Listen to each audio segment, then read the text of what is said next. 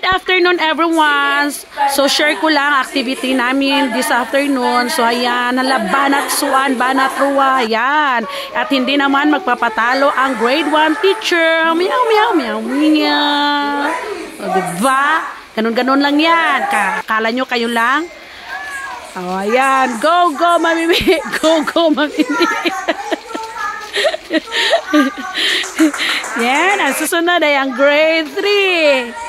Oh, habi ko magsabak ka dere, Oh, lahi di ay ilang iyels. Oh. And of course, the grade 4. Oh, unsa mao ra to? Mano to'y kaya ninyo?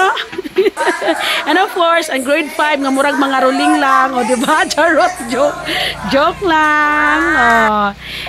Ayan na, oh, Elias, tatakda ng grade 6 teacher sa imo ha. Oh. Jose? Oh, wala mo ana. Wow, Jose!